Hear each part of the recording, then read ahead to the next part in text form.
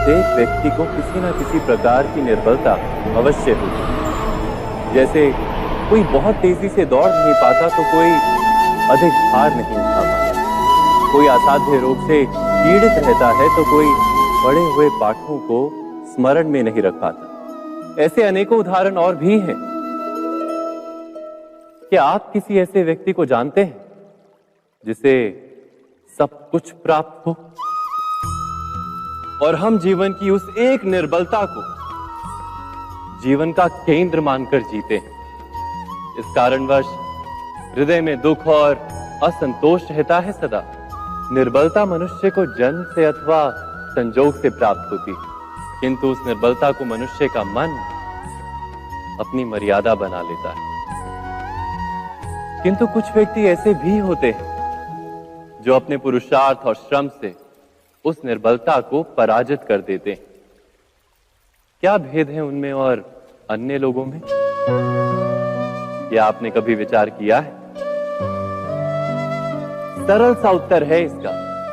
जो व्यक्ति निर्बलता से पराजित नहीं होता, जो पुरुषार्थ करने का साहस रखता है हृदय में, वो निर्बलता को पार कर जाता है। अर्थात निर्बलता अवश्य ईश्वर देता है, किंतु मर्यादा मनुष्य का मन ही निर्मित करता है। स्वयं विचार कीजिए।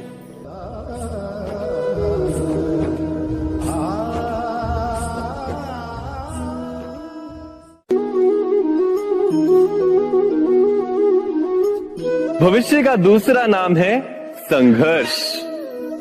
हृदय में आज इच्छा होती है और यदि पूर्ण नहीं हो पाती तो हृदय भविष्य की योजना बनाता है। भविष्य में इच्छा पूर्ण होगी ऐसी कल्पना करता रहता है, किंतु जीवन ना तो भविष्य में है ना अतीत में। जीवन तो इस क्षण का नाम, अर्थात इस क्षण का अनुभव ही जीवन का अनुभव। पर हम ये जानते हुए भी इतना सा सत्य समझ नहीं पाते। या तो हम बीते हुए समय के स्मरणों को घेर कर बैठे रहते हैं, या फिर आने वाले समय के लिए हम योजनाएं बनाते रहते हैं और जीवन जीवन बीत जाता है। एक सत्य यदि हम हृदय में उतार लें कि ना हम भविष्य देख सकते हैं, ना ही भविष्य निर्मित कर सकते हैं, हम तो केवल धैर्य और साहस के साथ भविष्य को आलिंगन दे सकते हैं, स्वागत कर सकते हैं भविष्य का। तो क्या जीवन का हर पल जीवन से नहीं भर जाएगा? स्वयं विचार कीजिए।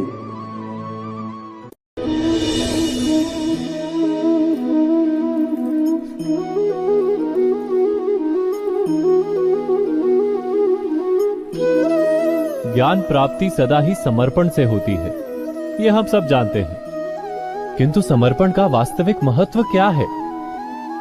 क्या हमने कभी विचार किया? मनुष्य का मन सदा ही ज्ञान प्राप्ति में विभिन्न बाधाओं को उत्पन्न करता है। कभी किसी अन्य विद्यार्थी से ईर्ष्या हो जाती है, कभी पढ़ाए हुए पाठों पर संदेह जन्मता है और कभी गुरु द्वारा दिया गया दंड मन को अहंकार से भर देता है। नहीं, क्या ऐसा नहीं होता? न जाने कैसे कैसे विचार मन को भटकाते हैं और मन की इसी अयोग्य स्थिति के कारण हम ज्ञान प्राप्त नहीं कर पाते। मन की योग्य स्थिति केवल समर्पण से निर्मित होती है।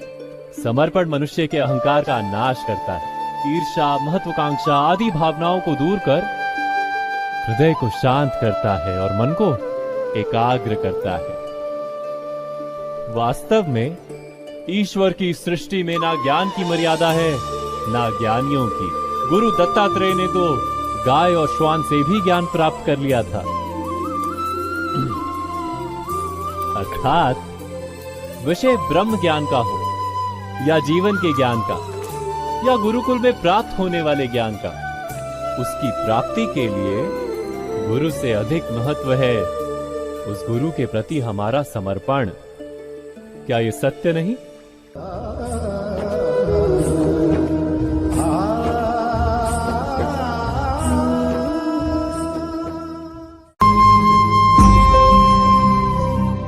प्रत्येक मनुष्य के जीवन में ऐसा क्षण अवश्य आता है जब सारे स्वप्न, सारी आशाएं, सारे दृश्य ध्वस्त हो जाते हैं। जीवन के सारे आयोजन ही बिखर जाते हैं। एक और धर्म होता है और दूसरी ओर सुख। इसी को धर्म संकट कहते हैं। जब धर्म का वहन ही संकट हो और धर्म का त्याग ही सुख हो। विचार कीजिए, कभी किसी स्वजन के विरुद्ध सत्य बोलने का अवसर प्राप्त हो जाता है, कभी ठीक दरिद्रता के समय सरलता से चोरी करने का मार्ग प्राप्त हो जाता है, कभी किसी शक्तिशाली राजनेता या राजा के कर्मचारी का अधर्म प्रकट हो जाता है। सबके जीवन में ऐसी घटना बनती ही रहती है। अधिकतर लोग ऐसे किसी क्षण को धर्म संकट के रूप में जान ही नहीं पाते। हमें किसी प्रकार के संघर्ष का अनुभव ही नहीं होता। सहजता से सुख की ओर खींचे चले जाते हैं, जैसे मक्खी गुड़ की ओर खींची चली जाती।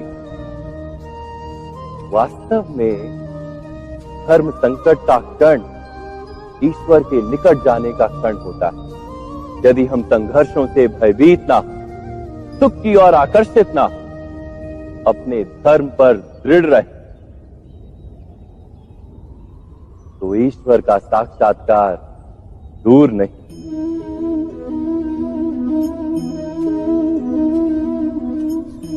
पवन से युद्ध करने वाला पत्ता यदि पेड़ से गिरता है तो भी आकाश की ओर उठता है। पवन से झुकने वाली घास वहीं भूमि पर रह जाती। अर्थात धर्म संकट से यदि हम संकट को ही टाल दें तो सुख तो मिलता है, जीवन बढ़ता है, किंतु क्या चरित्र नहीं टूटता? क्या आत्मा दरिद्र नहीं हो जाती? क्या ईश्वर से अंतर नहीं हो जाता? स्वयं विचार किए। दो व्यक्ति जब निकट आते हैं तो एक दूसरे के लिए सीमाएं और मर्यादाएं निर्मित करने का प्रयत्न अवश्य करते हैं। हम यदि सारे संबंधों पर विचार करें तो देखेंगे कि इन सारे संबंधों का आधार यही सीमाएं हैं जो हम दूसरों के लिए निर्मित करते हैं। और यदि अनजाने में भी कोई अन्य व्यक्ति इन सीमाओं को तोड़ता है तो उसी क्षण हमारा हृदय क्रोध से भर जाता है। इन सीमाओं का वास्तविक रूप क्या है? क्या हमने कभी विचार किया? सीमाओं के द्वारा हम दूसरे व्यक्ति को निर्णय करने की अनुमति नहीं देते, अपना निर्णय उस व्यक्ति पर थोपते, अर्थात किसी की स्वतंत्रता का अस्वीकार करते हैं। और जब स्वतंत्रता का अस्वीकार किया जाता है तो उसका हृदय दुख से भर जाता है। और जब वो सीमाओं को तोड़ता है तो हमारा हृदय क्रोध से भर जाता है। क्या ऐसा नहीं होता?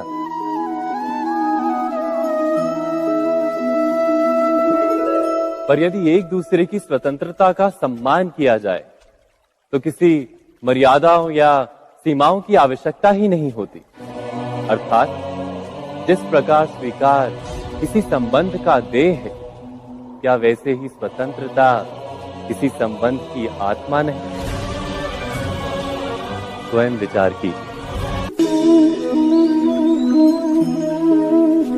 सबके जीवन में ऐसा प्रसंग अवश्य आता है कि सत्य कहने का निश्चय होता है हृदय में, किंतु मुख से सत्य निकल नहीं पाता। कोई भय मन को घेर लेता है। किसी घटना अथवा प्रसंग के बारे में बात करना या फिर स्वयं से कोई भूल हो जाए उसके बारे में कुछ बोलना, क्या ये सत्य है? नहीं, ये तो केवल तथ्य है। अर्थात जैसा हुआ था वैसा केवल बोल देना सामान्य सी बात। किंतु कभी कभी उस तथ्य को बोलते हुए भी भय लगता है। कदाचित किसी दूसरे की भावनाओं का विचार आता है मन। दूसरे को दुख होगा ये भय भी शब्दों को रोकता है। तो ये सत्य क्या है? क्या हमने कभी विचार किया है? जब भय रहते हुए भी कोई तथ्य बोलता है तो वो सत्य कहलाता है। वास्तव में सत्य कुछ और नहीं, केवल निर्भयता का दूसरा नाम है। और निर्भय होने का कोई समय नहीं होता, क्योंकि निर्भयता आत्मा का स्वभाव है। अर्थात क्या प्रत्येक क्षण सत्य बोलने का क्षण नहीं होता?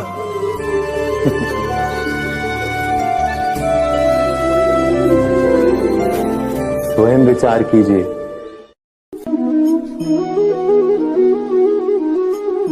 श्रेष्ठता का क्या अर्थ है? श्रेष्ठता का अर्थ है दूसरों से अधिक ज्ञान प्राप्त करना। अर्थात मूल्य इस बात का नहीं कि स्वयं कितना ज्ञान प्राप्त किया, मूल्य इस बात का है कि प्राप्त किया हुआ ज्ञान अन्य लोगों से कितना अधिक है। अर्थात श्रेष्ठता की इच्छा ज्ञान प्राप्ति को भी एक स्पर्धा बना देती है। और स्पर्धा में विजय अंतिम कब होती है?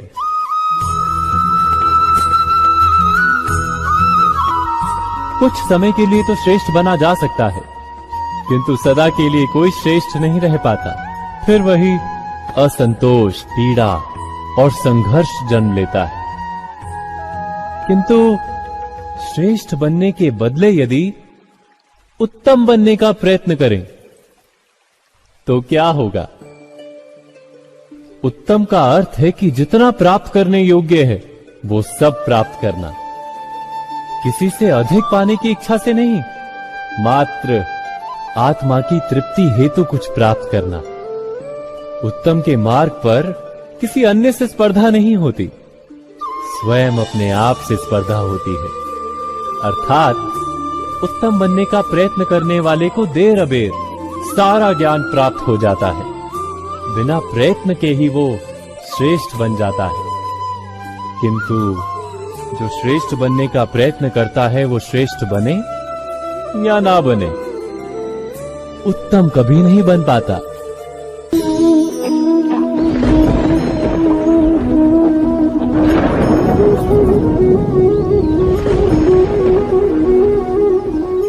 सपनों और पूर्वाभासों के आधार पर हम भविष्य के सुख दुख की कल्पना करते हैं। भविष्य के दुख का कारण दूर करने के लिए हम आज योजना बनाते हैं।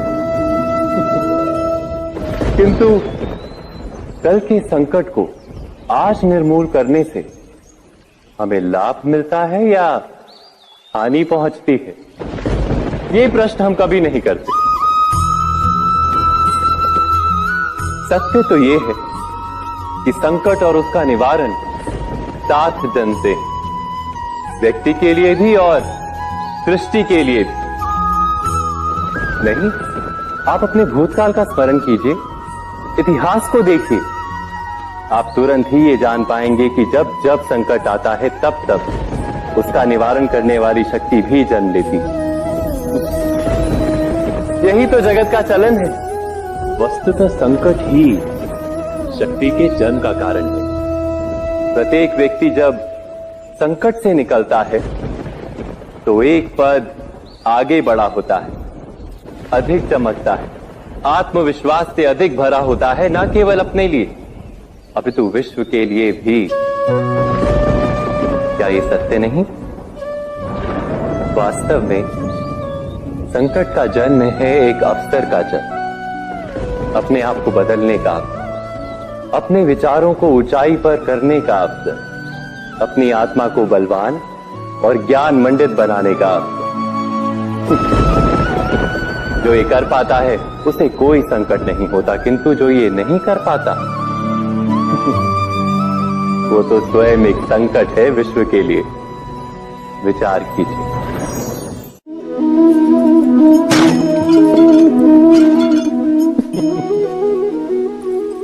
कभी कभी कोई घटना मनुष्य के जीवन की सारी योजनाओं को तोड़ देती और मनुष्य उस आघात को अपने जीवन का केंद्र मान लेता।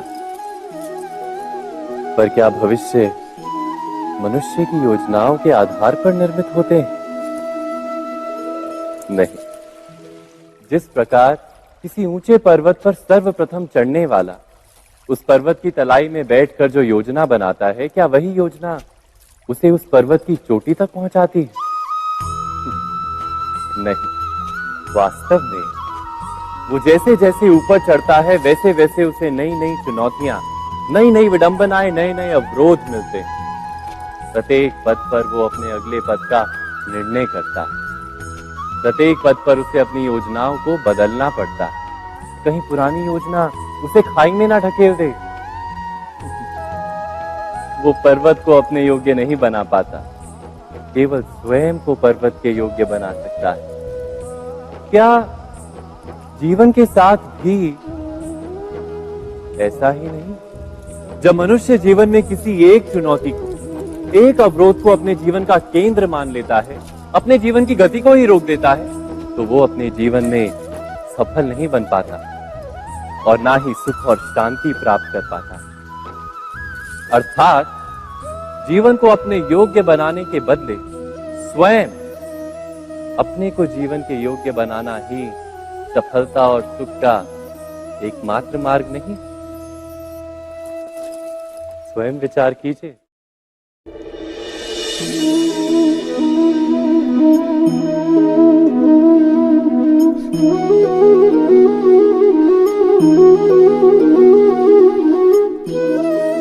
जीवन का हर क्षण निर्णय का क्षण होता है। प्रत्येक पद पर दूसरे पद के विषय में कोई निर्णय करना ही पड़ता है और निर्णय अपना प्रभाव छोड़ जाता है। आज किए गए निर्णय भविष्य में सुख अथवा दुख निर्मित करते हैं, ना केवल अपने लिए, अपने परिवार के लिए भी, आने वाली पीढ़ियों के लिए भी। जब कोई दुविधा सामने आती है तो मन व्याकुल हो जाता है, अनिश्चय से भर जाता है। निर्णय का वो क्षण युद्ध बन जाता है और मन बन जाता है युद्ध भूमि। अधिकतर निर्णय हम दुविधा का उपाय करने के लिए नहीं, केवल मन को शांत करने के लिए लेते हैं। पर क्या कोई दौड़ते हुए भोजन कर सकता है? नहीं। तो क्या युद्ध से जूझता हुआ मन कोई योग्य निर्णय ले पाएगा? वास्तव में शांत मन से जब कोई निर्णय करता है तो अपने लिए सुखद भविष्य बनाता है, किंतु अपने मन को शांत करने के लिए जब कोई निर्णय करता है तो वो व्यक्ति भविष्य में अपने लिए कांटों भरा वृक्ष लगाता है। स्वयं विचार कीजिएगा।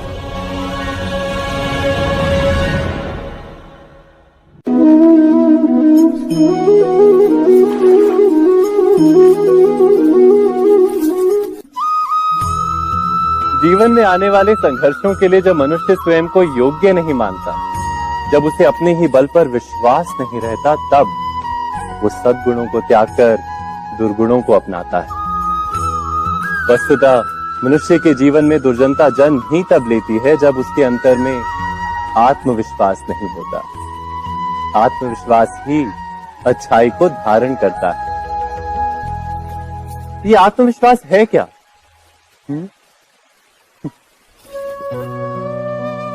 जब मनुष्य ये मानता है कि जीवन का संघर्ष उसे दुर्बल बनाता है, तो उसे अपने ऊपर विश्वास नहीं रहता। वो संघर्ष के पार जाने के बदले संघर्ष से छूटने के उपाय ढूंढने लगता है। किंतु जब वो ये समझता है कि ये संघर्ष उसे अधिक शक्तिशाली बनाते हैं, ठीक जैसे व्यायाम करने से देह की शक्ति बढ़ती, तो प्रत्येक संघर्ष के साथ उसका उत्साह बढ़ता है। अर्थात आत्मविश्वास और कुछ भी नहीं, मन की स्थिति, जीवन को देखने का दृष्टिकोण मात्र है। और जीवन का दृष्टिकोण तो मनुष्य के अपने वश में होता है। स्वयं विचार कीजिए।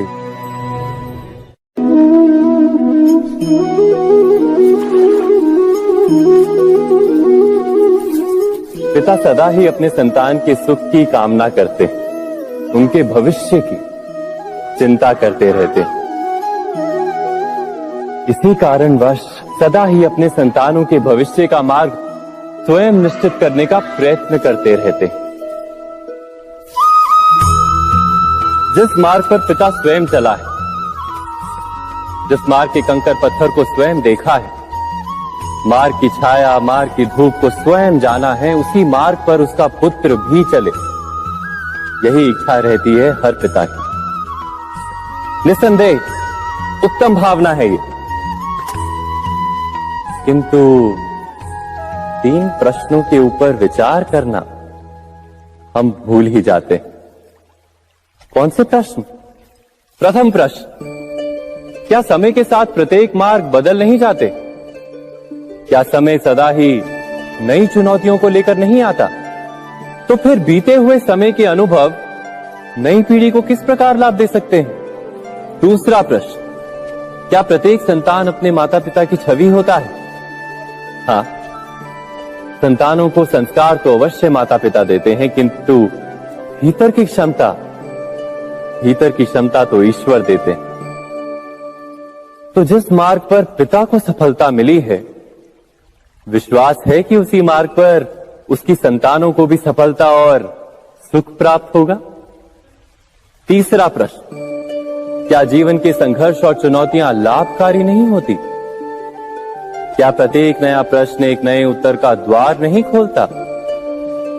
तो फिर संतानों को नए नए प्रश्नों, संघर्षों और चुनौतियों से दूर रखना, ये उनके लिए लाभ करना कहलाएगा या हानि पहुंचाना? अर्थात जिस प्रकार संतान के भविष्य का निर्माण करने के बदले उसके चरित्र का निर्माण करना श्रेष्ठ है, वैसे संतानों के जीवन का